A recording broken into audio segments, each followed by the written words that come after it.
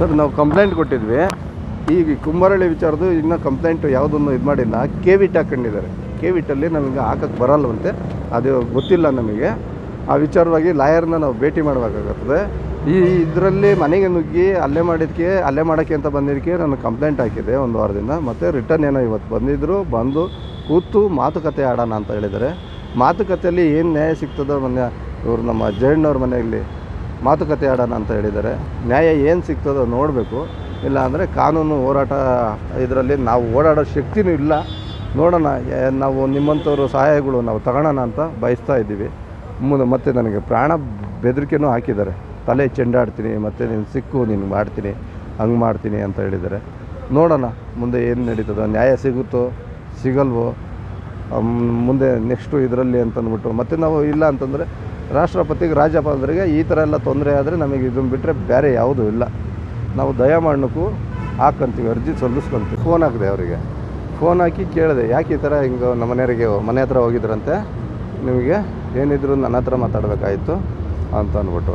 ಆಮೇಲೆ ಇದ್ಕೊಂಡು ಮಾತಾಡಿದಾದಮೇಲೆ ಬೈದೆ. ನಾನನ್ನು ಕೆಲವೊಂದು ವಿಚಾರದಲ್ಲಿ ಕಾನೂನಲ್ಲಿ ಏನಿದೆಯೋ ಅದನ್ನು ದುಡ್ಡು ಕೊಟ್ಟಿದ್ದೀವಿ, ಮಾಡಿಸಿದ್ದೀರಾ, ಆಯಿತು, ಕೂತು ಮಾತಾಡಬೇಕಾಯಿತು. ನೀವು ಮಾತಾಡೋಕ್ಕೆ ಅರ್ಹರಲ್ಲ, ನಿಮ್ಮಲ್ಲಿ ಬಾಯಲ್ಲಿ ವಚನಗಳು ಕರೆಕ್ಟಾಗಿ ಬರೋಲ್ಲ.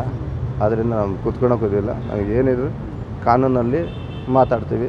ನೀವು ಮಾತೆತ್ತರೆ ಅವಶ್ಯ ಶಬ್ದ ಬಯ್ಯ ಮಾತಲ್ಲಿ ನಾವು ಕೇಳಿಸ್ಕೊಳಕ್ಕೆ ಆಗಲ್ಲ. ಆದ್ದರಿಂದ ಅವ್ರ ಬಯ್ಯ ಮಾತಿಗೆ ನಾನು ಬ್ಲ್ಯಾಕ್ ಲಿಸ್ಟು ಹಾಕ್ಬಿಟ್ಟಿದ್ದೀನಿ ಆಲ್ರೆಡಿ.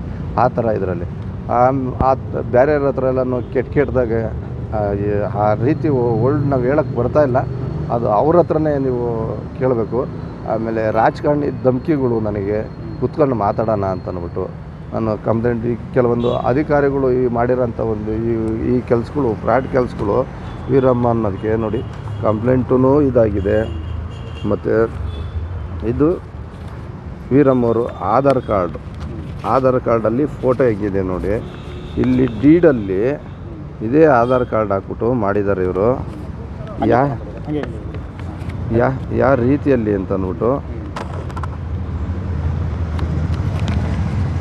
ಇದು ವೀರಮ್ಮ ಇದರಲ್ಲಿ ಕಾಣಿಸ್ತಾ ಇದೆಯಾ? ಇನ್ನೊಂದರಲ್ಲಿ ಇದೇ ಸರ್ವೆ ನಂಬರ್ ಇದರಲ್ಲಿ ಮಾಡಿದ್ದಾರೆ.